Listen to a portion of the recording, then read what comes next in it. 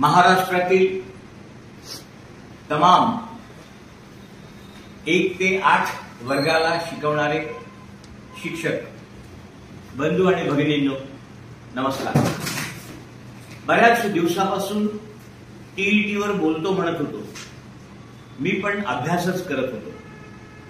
आपल्याला जोपर्यंत यातून काही ठोस उपाय सापडत नाही तोपर्यंत तुमच्याशी काय बोलावं हा माझ्यासमोर प्रश्न होता, म्हणून इतका उशीर झाला. न्यायमूर्ती दीपंकर दत्ता आणि न्यायमूर्ती अगस्टिन जॉर्ज मॅसी यांनी जो या संदर्भातला निर्णय दिला तो 105 पानांचा आहे. तो निर्णय मी पूर्ण वाचला. निर्णय अतिशय उत्तम आहे. निर्णयावर बोट ठेवण्यासाठी जागा नाही. परंतु मग या निर्णयाचे परिणाम जे होणार आहेत, मी हे एवढ्याकरता सांगितलं की कुठल्याही निर्णयाला जर आव्हान द्यायचं असेल तर त्यात टेक्निकल फ्लो असावा लागतो. तो टेक्निकल फ्लो मला या निर्णयात कुठेही दिसला नाही. परंतु तरी देखील काही मंडळींनी याविरुद्ध रीट पिटिशन दाखल केलं आहे. त्यावर काय उपाय येतो काय नाही हे मला माहीत नाही, पण फारसं काही त्या रीट पिटिशनमध्ये निघेल असं मला वाटत नाही. मग आता याच्यावर उपाय काय आहे?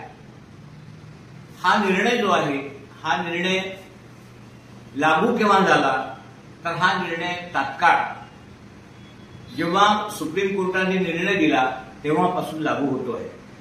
या संदर्भात एनसीटीई आता एक आदेश काढेल आणि एनसीटीई नंतर महाराष्ट्र शासन त्याच्यावर एक आदेश काढेल. त्या आदेशाच्या दिनांकापासून महाराष्ट्रातल्या सर्व शिक्षकांना हा निर्णय लागू असेल. रीट पिटिशन याचिका दाखल केली म्हणजे हा निर्णय थांबला असा त्याचा अर्थ होत नाही. जोपर्यंत या निर्णयाला कुठेतरी स्थगिती मिळत नाही तोपर्यंत हा निर्णय अस्तित्वात आहे. अद्यापपर्यंत स्थगिती मिळाली नाही. पुढे मिळण्याची शक्यता मला दिसत नाही. त्यामुळे ज्या क्षणाला महाराष्ट्र सरकार आदेश काढेल त्या दिवसापासून हा निर्णय लागू होईल. या निर्णयाचा परिणाम महाराष्ट्रातल्या 6,81,000 शिक्षकांवर होणार आहे. म्हणजे जवळपास सगळे अनुदानित, विना अनुदानित, कॉन्व्हेंट आणि जे सेवेत पगार घेतात असे शिक्षक 3 लाखापेक्षा जास्त आहेत. म्हणजे या सगळ्यांवर या निर्णयाचा परिणाम भविष्यात होणार आहे. याने सांगितलं की 5 वर्षाची मुदत ज्यांना सेवेत राहिली आहे, म्हणजे ज्यांना 5 वर्ष रिटायरमेंटला आहे, त्यांना हा निर्णय लागू नाही. त्यांना टीईटी करण्याची गरज नाही. पण त्यांना प्रमोशन देखील मिळणार नाही, त्यांना इतर फायदे देखील मिळणार नाही असंही त्या निर्णयात म्हटलेलं आहे. आता विषय असा आहे की मग हा निर्णय कायद्याला धरून आहे का, यात कोणता टेक्निकल फ्लो आहे का, याचा अभ्यास केल्यानंतर मला एक दिसलं की ही लोकशाही व्यवस्था आहे. लोकशाही व्यवस्थेमध्ये कुठलाही निर्णय पूर्वलक्षी प्रभावाने लागू करता येत नाही. म्हणजे आम्हाला जर आज म्हटलं की तुम्हाला 3 पोळ्यावरून नोकरीवरून काढून टाकतो, हे योग्य होईल का? यांनी पहिले सांगितलं असतं तर 3 पोरं होऊ दिले नसते. सांगण्याचं तात्पर्य पूर्वलक्षी प्रभावाने हा निर्णय लागू होऊ शकत नाही. मग 13/2/13 चा GR अस्तित्वात आहे का? नाही. 13/2/13 GR अधिक्रमित आपोआप होईल. आरटी एज्युकेशन ऍक्ट आला आहे 1 एप्रिल 2010 ला. या ऍक्टनुसार टीईटी लागू झालेली आहे. म्हणून हा निर्णय जास्तीत जास्त रीट पिटिशन मध्ये 1/4/10 पूर्वी लागलेल्या लोकांना लागू होणार नाही. परंतु 1/4/10 नंतर जे सगळे आलेले आहे सेवेत त्या सगळ्यांना टीईटी कंपल्सरी करणे जरुरी आहे. आज मी जे म्हणतोय की 1/4/10 पूर्वी लागू होणार नाही, हे उद्या रीट पिटिशनचा निकाल आला तर आपल्या बाजूने, अदरवाईज या निकालामध्ये मात्र 1/4/10 पूर्वी देखील जे शिक्षक आहेत त्यांना टीईटी कंपल्सरी केलेली आहे. मग आता मुद्दा येतो की आपण आपल्या सेवा कशा वाचवायच्या. पहा, याचा अभ्यास करता करता माझी कागद देखील काळी झाली. म्हणजे प्रमती कल्चरल ट्रस्ट ही 2014 मध्ये सुप्रीम कोर्टात गेली होती मायनॉरिटी ऍक्ट साठी हे लागू नाही म्हणून. पण तरी देखील आहे तो मायनॉरिटीचा निर्णय न देता कोर्टाने मायनॉरिटीची केस ही दुसऱ्या खंडपीठापुढे वर्गित केली आणि स्वतः हा निर्णय दिलेला आहे. त्यांनी आता दुसरा मुद्दा असा येतो की आता याच्यात उपाय काय? आम्हाला उपाय तर लागेल ना काही. तर पहिला मुद्दा असा आहे की शासनाचा आदेश निघाल्यानंतर आम्हाला 2 वर्षात टीईटी करायची आहे. मग आता 2 वर्षात टीईटी करत असताना टीईटीची परीक्षा कोण घेणार? तर महाराष्ट्र शासन घेणार आहे. त्यामुळे सर्वप्रथम शासनाला मी एक विनंती करणार आहे की तुम्ही रेग्युलर टीईटी वेगळी घ्या आणि शासकीय सेवेत जे कर्मचारी आहेत त्यांची टीईटी वेगळी घ्या.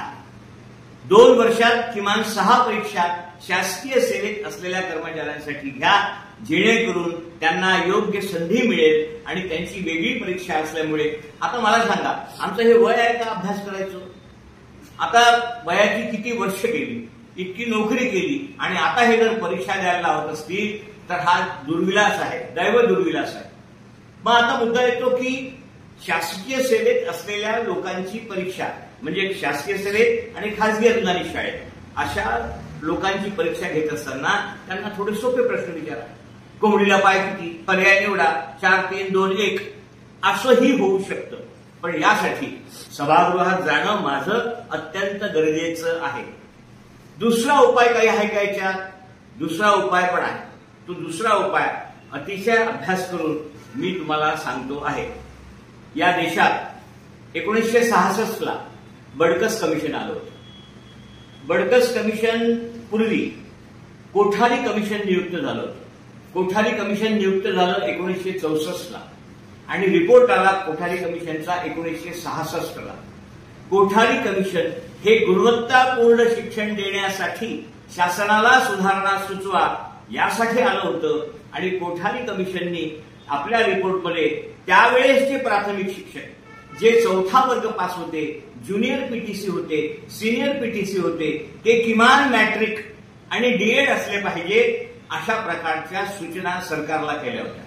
कोठारी कमिशनच्या या रिपोर्टचा आधार घेऊन बडकस कमिशन हे वेतन कमिशन होतं. त्या बडकस कमिशनने देखील कोठारी कमिशनच्या या सगळ्या सूचना आपल्या अहवालात घेतल्या आणि त्यांनी देखील सांगितलं की दुसऱ्या वेतन आयोगाप्रमाणे जर पगार द्यायचा असेल तर प्रायमरी टीचर हा किमान 7वा वर्ग पास न होता तो मॅट्रिक असला पाहिजे आणि तो डीएड असला पाहिजे. मग त्यावेळेस 1 जुलै 1969 ला तो दुसरा पे कमिशन लागू झाला आणि त्यावेळेस महाराष्ट्र सरकारने, मग कोठारी कमिशननी आणि बडकस कमिशननी हा निर्णय राज्यावर सोडला होता की यांना किती मुदत द्यायची, पण हे मॅट्रिक असले पाहिजे हे मॅन्डेटरी केलं होतं आणि डीएड पण असले पाहिजे. मग त्यावेळेस सरकारने म्हणजे महाराष्ट्र शासनाने यांना मॅट्रिक होण्याकरता मुदत दिली काही विशिष्ट आणि त्या मुदतीत जे मॅट्रिक होते ते सरकारी खर्चाने डीएड करतील. सरकार त्यांना पगारी डीएड त्यावेळेस करून देत होतं. मग पुढे काय झालं की त्यावेळेसचे काही लोक मॅट्रिक पण पास होऊ शकले नाही. हा किती मोठा विषय आहे लक्षात घ्या. मग आता ते हजारो लोक जर मॅट्रिक पास होऊ शकले नाही तर आता त्यांचं करायचं काय? त्यांना वेतन तर देता येणार नाही, जे बडकस कमिटीने सांगितलं, कोठारी कमिशनने सुचवलं त्याप्रमाणे. मग त्यावेळी त्यांच्या अनुभवाचा, केलेल्या सेवेचा पूर्ण विचार करून राज्य शासनाने त्यांना मानव प्रशिक्षित घोषित केले. म्हणजे कुठलीही परीक्षा न देता त्यांना मानव प्रशिक्षित आहे असा एक शासन आदेश काढला, अध्यादेश काढला, विधिमंडळात तो ठराव आणला आणि त्यांच्या सेवा त्यावेळेस कायमस्वरूपी रिटायरमेंट पर्यंत ठेवली. मग आता आमच्याजवळ काय उपाय आहे? राज्यात एक पूर्व उदाहरण घडलंय, मग दुसरं उदाहरण घडू शकत नाही का? पहिला उपाय, आपण टीईटी केलं पाहिजे, 6 चान्स घेतले पाहिजे. शासकीय सेवेत असलेल्या, निमशासकीय सेवेत असलेल्या कर्मचाऱ्यांना त्यासाठी शासनाने संधी देऊन त्यांच्यासाठी वेगळी परीक्षा घेतली पाहिजे, त्यांना सोपे प्रश्न विचारले पाहिजे. आणि हेही शक्य नाही झालं तर 1976 ला म्हणजे 74 ते 76च्या दरम्यान जे घडलं, राज्य शासनाने जसं त्यांना मानव प्रशिक्षित म्हणजे मॅट्रिक आणि डीएड दोन्ही पण घोषित केलं तसं आम्हाला मानव टीईटी घोषित करता येईल अशी एकंदर ही प्रक्रिया आहे. मग आता मी काही नव्याने सांगत नाही, काल्पनिक सांगत नाही, चंद्रावरचे तारे तोडून आणून देतो असं सांगत नाही. या राज्यात पूर्वी जे घडलं ते मी पुन्हा करू शकतो हे तुम्हाला सांगतोय, पण त्यासाठी मी सभागृहात असलो पाहिजे हेही महत्वाचं आहे. घटनेच्या आर्टिकल 21A प्रमाणे शिक्षण व आरोग्य हे राईट टू लाईफ आहे आणि घटनाचे कलम 30 *1 and 2 मायनॉरिटी संस्थेला टू एस्टॅब्लिश अँड ऍडमिनिस्ट्रेशन हा पूर्ण अधिकार आहे. त्यामुळे हे दोन घटनेचे कलम जे आहेत ते थोडेसे याचा जर अभ्यास केला तर 21A प्रमाणे राईट टू लाईफ एज्युकेशन आहे. त्यामुळे तुम्हाला टीईटी मायनॉरिटीला लागू करावीच लागेल. परंतु घटनेच्या 30 *1 and 2 मध्ये तुम्हाला एस्टॅब्लिशमेंट ऍडमिनिस्ट्रेशनचा पूर्ण अधिकार असल्यामुळे तुम्हाला टीईटी लागू करावी लागेलच असं नाही. त्यामुळे मायनॉरिटीच्या संदर्भातला हा निर्णय काय असेल हे आता सांगू शकत नाही. परंतु निश्चितपणे बाकी सर्वांना टीईटी लागू आहे आणि भविष्यात त्याची उपाययोजना आपल्याला केली पाहिजे. या निमित्ताने माझी महाराष्ट्रातल्या तमाम संस्था चालकांना हात जोडून नम्र विनंती आहे ती अशी की सध्या त्यांच्या शाळेत रिक्त जागा असतील तर सर्वप्रथम तुमच्याकडे 1 ते 8 ला शिकवणारे शिक्षक जर पात्रताधारक असतील तर त्यांना प्रमोट करा आणि मग 1 ते 8च्या जागा टीईटी पास लोकांच्या भरा. म्हणजे यामुळे असलेल्या शिक्षकांवर त्याचा कुठलाही विपरीत परिणाम होणार नाही. आता अशी विनंती करताना ज्या शाळा फक्त 8, 9, 10 आहे आणि त्याच्यावर ऑलरेडी सगळे शिक्षक भरले आहेत अशा वेळेस जो सगळ्यात ज्युनियर शिक्षक असेल सगळ्यांचं क्वालिफिकेशन जर सारखं असेल तर सगळ्यात ज्युनियर शिक्षक जे असेल त्याला टीईटी करावी लागेल. किंवा जर 4 मध्ये एखादा डीएड असेल आणि बाकी बीएड असतील तर डीएड वाल्याला टीईटी करावी लागेल. तुम्ही समजावून घ्या तुमच्या संस्थेतल्या असलेल्या स्थितीनुसार तुम्हाला निर्णय घ्यायचा आहे. तो निर्णय तुम्ही घ्यावा अशी माझी तुम्हाला विनंती आहे जेणेकरून एकही शिक्षक बाधित होणार नाही अशा प्रकारचा विचार करून निर्णय घ्या अशी माझी संस्था चालकांना विनंती आहे.